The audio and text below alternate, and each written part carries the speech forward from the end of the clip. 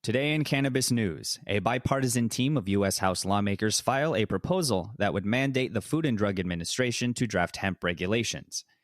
A duo of Ohio GOP legislators introduce a proposal for statewide recreational cannabis legalization.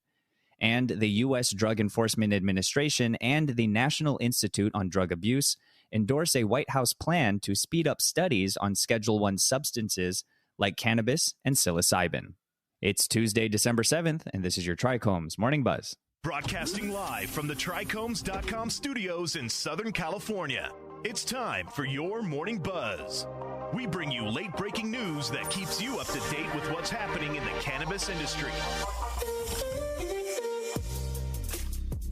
First up, a bipartisan team of U.S. House lawmakers have filed a proposal that would mandate the Food and Drug Administration to draft standards for hemp-derived CBD containing foods and drinks, and authorize interstate trade. The CBD Product Safety and Standardization Act seeks to assist in reducing a statutory loophole that hemp advocates have been urging the FDA to close. Representatives Angie Craig, Dan Crenshaw, Morgan Griffith, and Kathleen Rice are the bill's sponsors. Although the 2018 Farm Bill federally authorized hemp and its byproducts, there are presently no standards in line with best practices for the legal promotion of CBD-infused foods and drinks, regardless of the reality that goods are routinely commercially available throughout the nation. As per the proposal's language, the FDA would be obligated to draft regulations and hear public feedback on the quantity cap of hemp-derived CBD that might be put in a food or beverage product by serving, labeling, and packaging standards, and conditions of intended use. Next up, a duo of Ohio GOP legislators have introduced a proposal for statewide recreational cannabis legalization. The announcement occurs as state campaigners are close to the end of the initial stage of their hallmark effort for cannabis legalization. Representatives Jamie Callender and Ron Ferguson originally indicated their intention to advocate for reform efforts in October and have now officially submitted the Ohio Adult Use Act. Adults aged 21 years or older would be able to buy and carry a maximum of 50 grams of cannabis under the proposal. They could additionally cultivate a maximum of 6 plants for individual consumption. Providing a maximum of 25 grams of cannabis to another adult without payment would also be legalized. Recreational cannabis items would be taxed at a rate of 10%. After covering implementation expenses, tax revenue would be allocated 50% to the Ohio General Fund, 25% to counter illegal drug smuggling, and 25% to drug abuse rehabilitation services.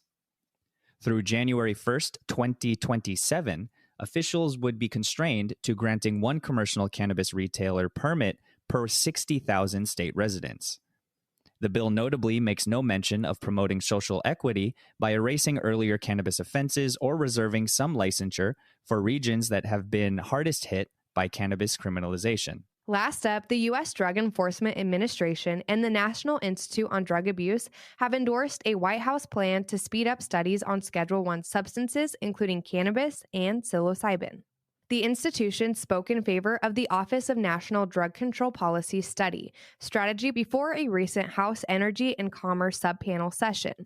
Although the hearing's key emphasis was on a divisive request to rigidly categorize fentanyl-derived compounds, the study elements of President Joe Biden's office's proposition would additionally assist in resolving academic issues regarding the feasibility of researching various Schedule I substances. The Biden administration is recommending that the study criteria for Schedule I substances be harmonized with those for Schedule II substances, which are not as limited.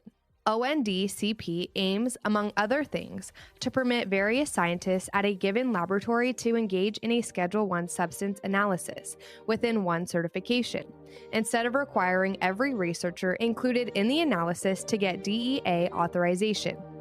The administration also suggests a regulation reform that would necessitate laboratories with research occurring in various sites to have a single general certification rather than one per site. That was today's Buzz. Thanks for listening. For more cannabis news and insights from industry professionals and a place to discuss these stories and others, visit trichomes.com. And be sure to catch up with all of our other cannabis industry-related podcasts like Hash It Out, Second Cannabis, or the International Cannabis Conversation wherever you get your podcasts. For trichomes.com, I'm Devin Leal. And I'm RJ Balde, signing off.